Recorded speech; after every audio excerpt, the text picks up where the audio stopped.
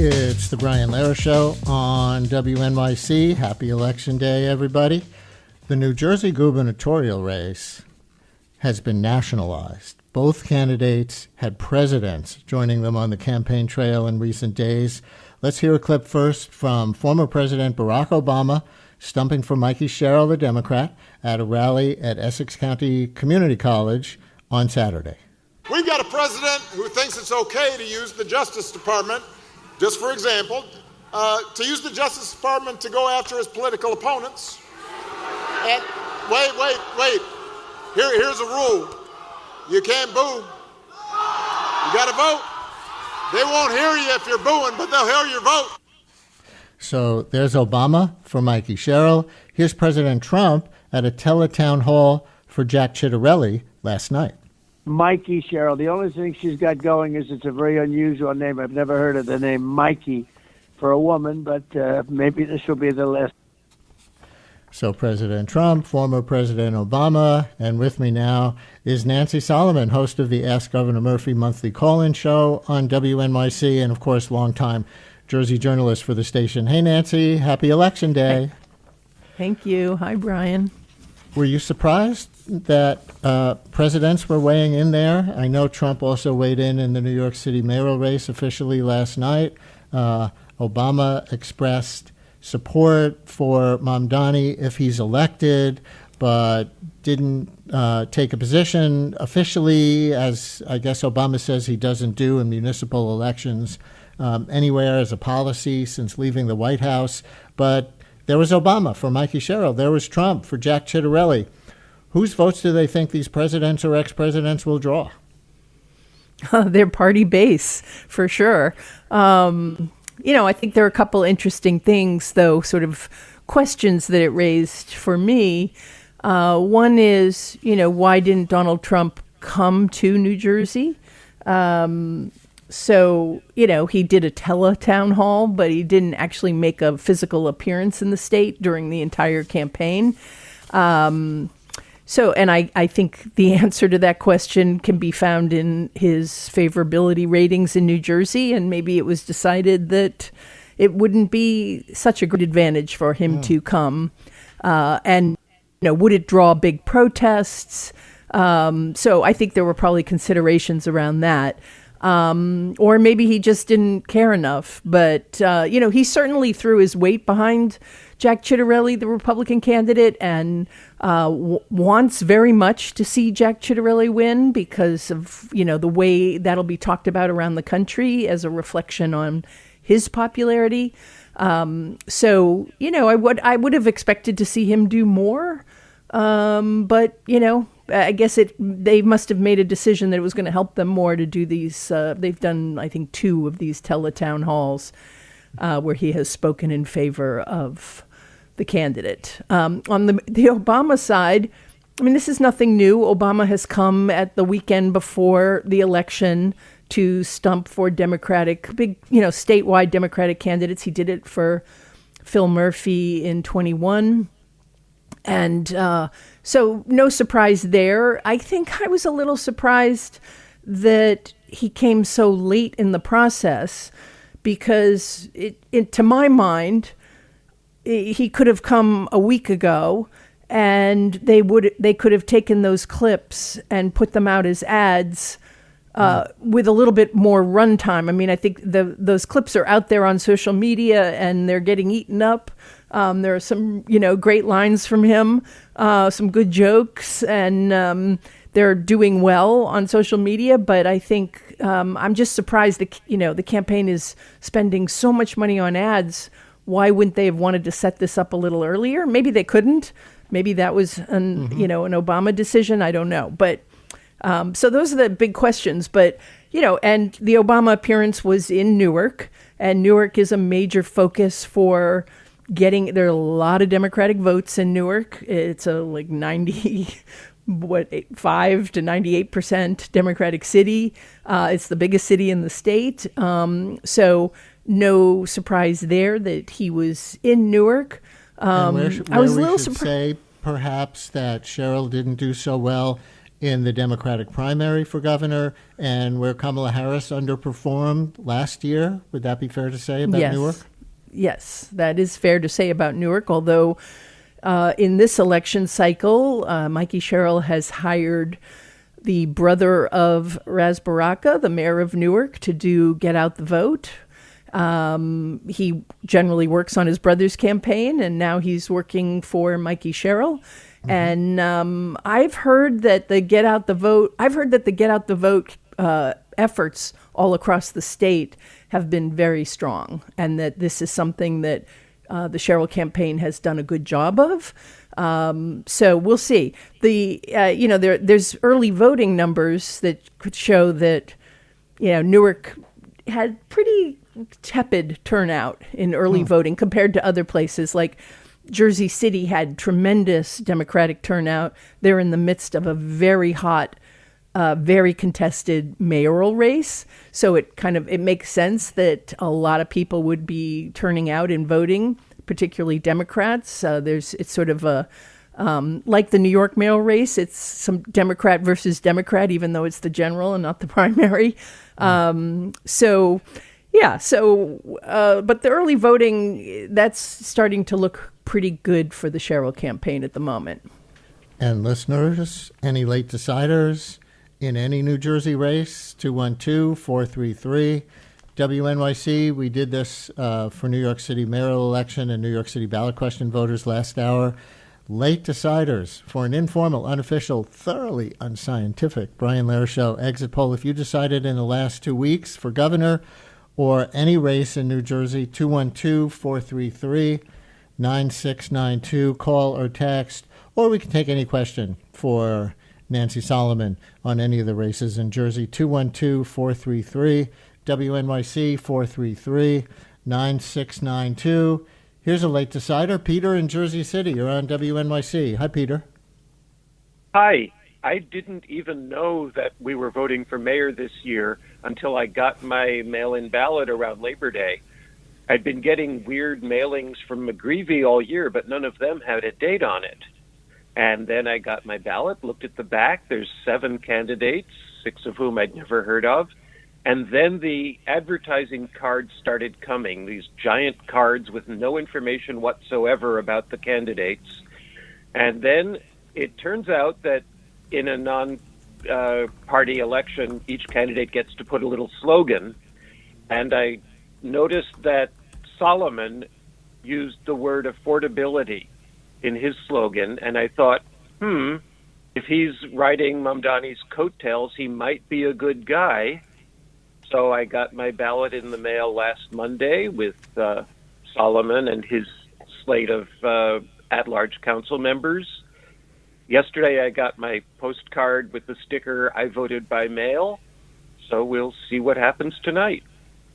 Peter, thank you. And on Friday, you finally had the Jersey City mayor race. Yeah, we did and I a found segment. out that Solomon was the right guy to vote for.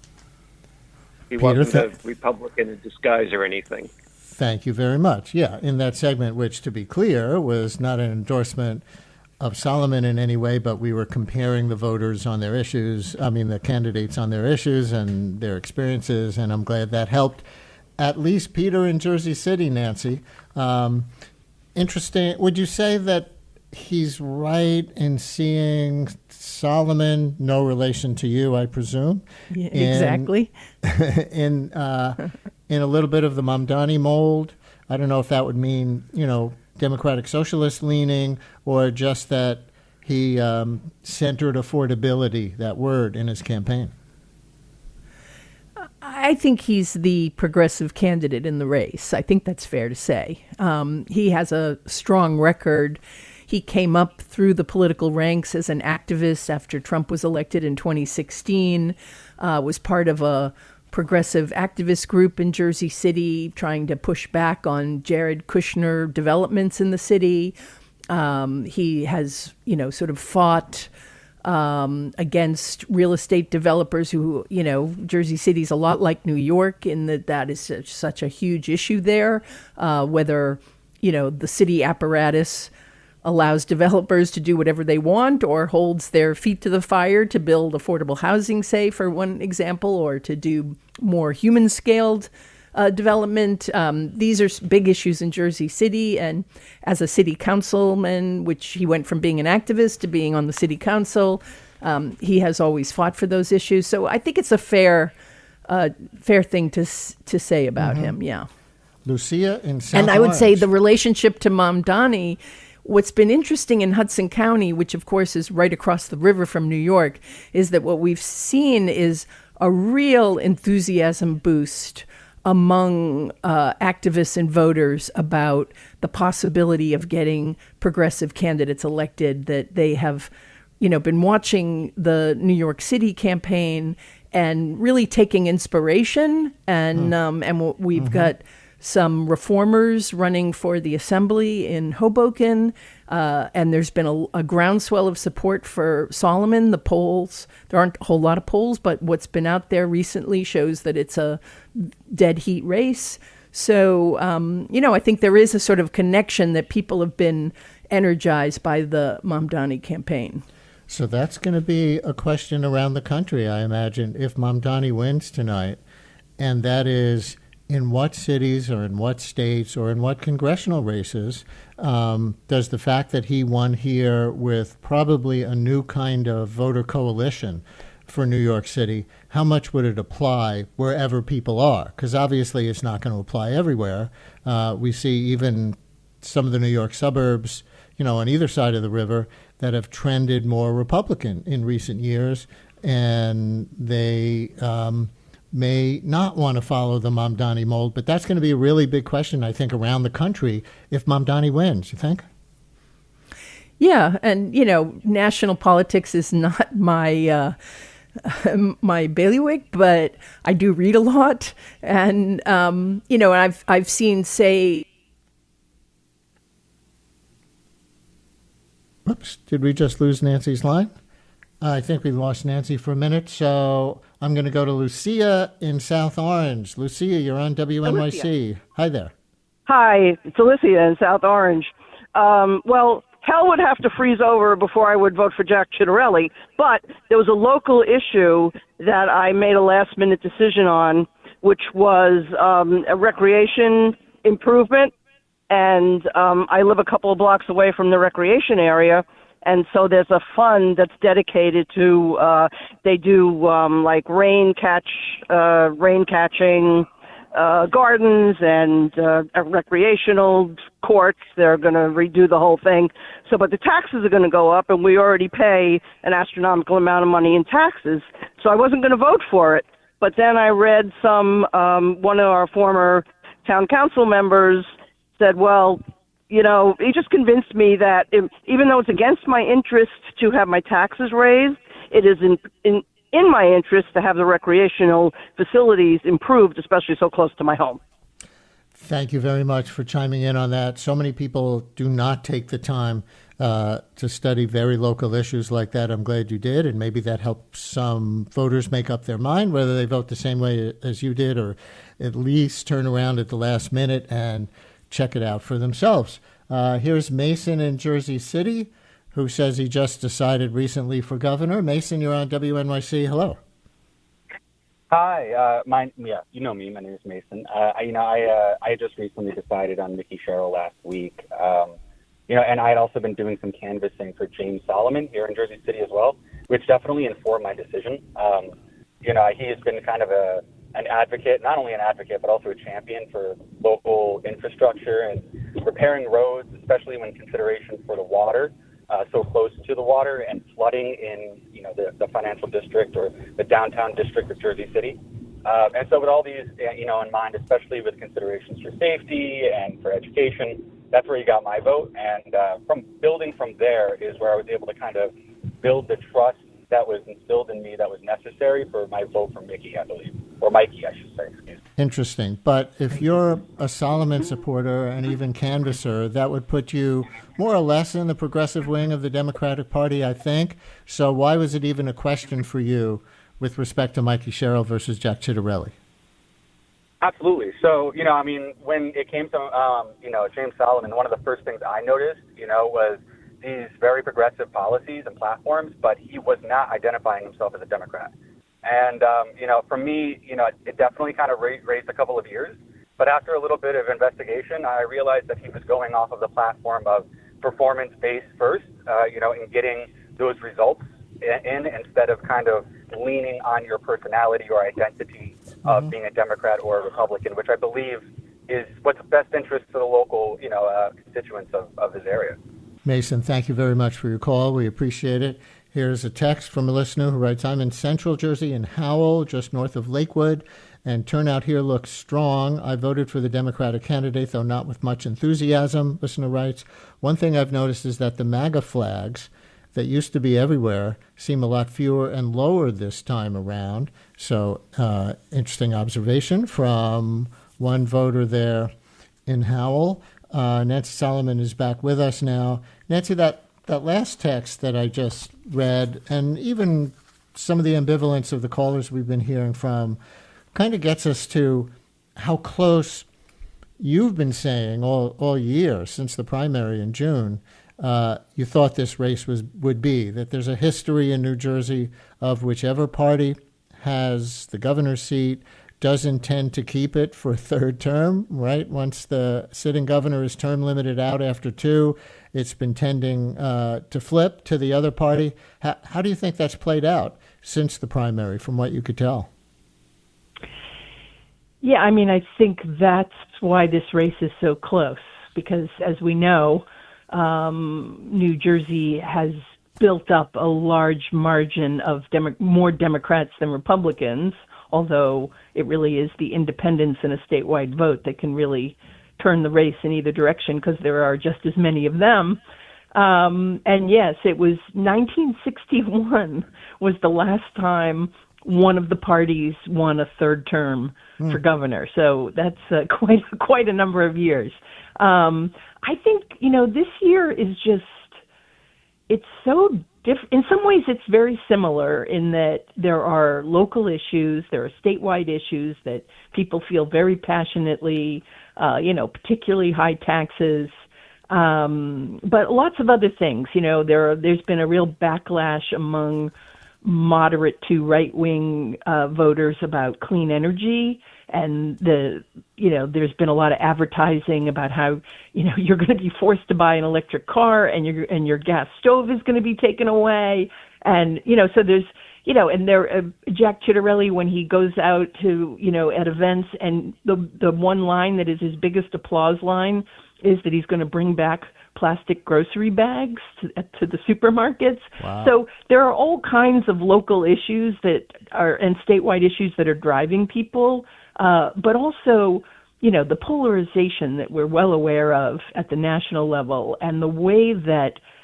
Democrats are now, so entrenched, and Republicans are now so entrenched in supporting their party and not trusting the other party, has gotten so much worse. And so I do think that national issues are playing out. And, the Mikey Sherrill probably will get a pretty decent boost from particularly the left wing of Democratic Party voters who, she wasn't their candidate in the primary. They don't like that she advertises so much about the fact that she was in the Navy and was a helicopter pilot, and but people do not want the Republican to win, and they don't want Donald Trump to be able to seize upon this as a victory, number one, or number two, have less resistance to him at the state level. So those issues are really animating Democratic voters, and I've talked to a lot of people who, when the primary was just freshly over in June, were really unhappy with Mikey Sherrill, and yet, then by summer's end, we're out knocking on doors canvassing for her. So, so I think that Donald Trump really is an animating force in this election in a way that other past statewide elections probably always had some element of that, because we know that voters have usually choose the candidate of the party that's not in the White House. So it's not like it hasn't ever mattered before, but I'd say it's just sharper right now.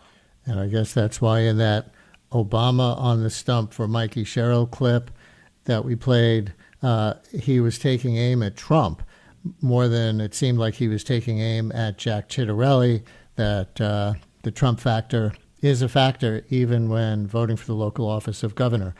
Joining us for a few minutes is WNYC's Veronica Del Valle, Morning Edition producer. She's been out at poll sites in various places in New Jersey this morning. Hey, Veronica, happy Election Day.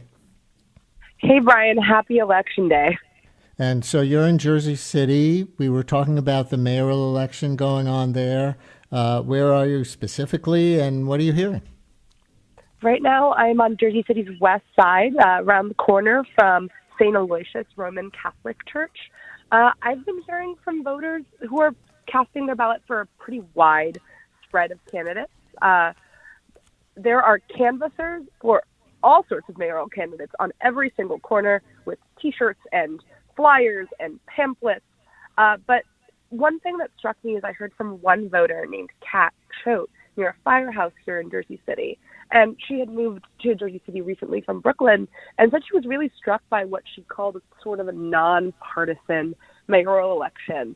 So she said that she made her choice for mayor not necessarily based on who hewed the closest to her political ideology, but who she thought could win, which was really, really interesting. I also heard something similar from a voter here on Jersey City's west side named Nas Millette. He's 31. He calls himself a Jersey boy.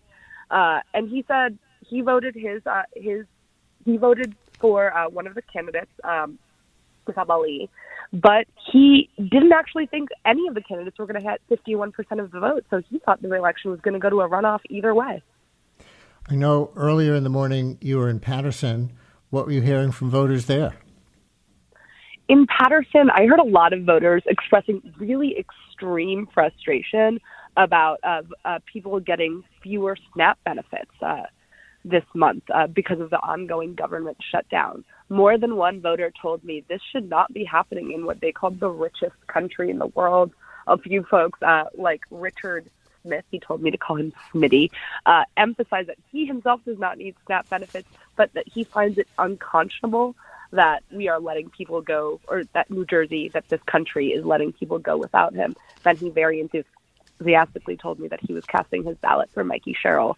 He said he likes that she goes all over the state. He said from the suburbs to the hood. Paterson is in Passaic County. And I see you also went to an administrative building in Passaic County where the Board of Elections is housed. And we've been talking about this on the show. This is the county where the Trump administration said it would be sending some sort of election monitors or observers there with respect to monitoring the integrity of mail-in ballots. Did you see anything related to that at that location? It was pretty sleepy there, Brian. I was there just past 7:45 in the morning, and it was quiet. I saw a few people dropping off their mail-in ballots. I saw a few people heading into the building, but there was no law enforcement while I was there really early today. All right. Good luck out there today. Veronica, I know we'll be hearing from you all day on the newscasts. Thanks for giving us a few minutes. Thanks, Brian. And Nancy Solomon, a couple of things before you go. We have a text message that says relevant to the Trump clip that we played in the teletown hall for Jack Ciattarelli last night. For people who weren't listening at that moment, he said, Mikey Sherrill, the only thing she's got going is it's a very unusual name. I've never heard of the name Mikey for a woman, but maybe this will be the last. So a listener heard that and wrote, glad to see that Trump went right to the heart of the matter. It's very important to focus on a female candidate's name or nickname. And, you know, there was a recent op-ed in the New York Times by Molly Jong-Fast about the electability of women after two, you know, one might say similarly competent, similarly centrist Democratic women were defeated by Trump in presidential elections in 2016 and 2024. Has the sexism or potential sexism of the electorate been an issue for Mikey Sherrill that either she or any advocates are talking about that you've heard? Well, I can't say I've heard anything specific about that. I mean, I think it's always an issue. I don't think it's gone away. I think it doesn't matter whether it's socially liberal place like New Jersey or other parts of the country. I just think it's an issue for men, and I don't think you can just discount the fact that the two presidential candidates were women who were defeated, that the New Jersey state legislature continues to be dominated by men. We've had one female governor in all these years. Is it a problem? I think it is still a problem. And I think women elected officials, whether locally or at the state legislature, have talked often about the sexism that they encounter in a really day-to-day kind of way as women elected officials. So, I'm sure it's an issue. I think, this is a place where maybe Mikey Sherrill's Navy helicopter pilot stuff really does help her in that she projects, this tough image. A lot of the photos of her in her literature, she's got the what's the bomber jacket on, the real kind, not the stylish kind. So maybe that's part of what she's trying to do, is to telescope to people, hey, I'm tough and I'm strong, and don't project any kind of sexist imagery on me. At least maybe she interrupts that image a little bit. And we'll be noting in our next segment, which is going to be about the Virginia governor's race, that Trump did not endorse the female Republican candidate there. So that's coming up in a second. But just one more question for you, Nancy. Would you give us a thought about the early voting? The number that I saw for total votes was over 1 million, which, even though it hasn't been getting as much press as the early voting surge in New York City, looking at the proportion of the New York City versus New Jersey statewide population, it would be about the same percentage. That's a lot of early votes, isn't it? Yes, it's a lot of early votes. And this is historically not a high turnout election in an off year. It's not the kind of numbers that we see in presidential elections. So yes, that's a lot of votes. And registered Democrats lead Republicans by a very high percentage. 51% of those early votes were from Democrats. Doesn't mean they're all voting for Mikey Sherrill, I should point out. But, it's a good... The Democratic Party in the state is very happy about the fact that 51% of the turnout in early voting was Democratic, and then 28% were Republicans, and then independents made up another 20%. So that's a big advantage for Democrats going into today. It amounts to 253,000 plus votes by mail and 46,000 in early voting. So that's a 300,000 advantage. And I believe that Governor Murphy had 266 going into the 2021 election day. He had that advantage. So this is, Mikey Sherrill has outperformed him and outperformed Kamala Harris's early voting edge in 2024. So the Democrats that I've talked to in the last few days, they're very happy about these numbers, very, very happy. And between that and the very polished get out the vote campaign, not campaign, but what's the word? Get out the vote operation that the Sherrill campaign has. They're feeling good, but we know the poll numbers are very, very close. So you'd be a fool to make any kind of prediction at this point. WNYC's Nancy Solomon, host of the monthly Ask Governor Murphy call-in show. I'm sure next time it's going to be Ask Governor Murphy about the election results. Do you have a date for that yet, by the way? Yes, next Wednesday. Yeah, a week from tomorrow. Okay, we'll be listening. Nancy, thanks for today. Thanks, Brian.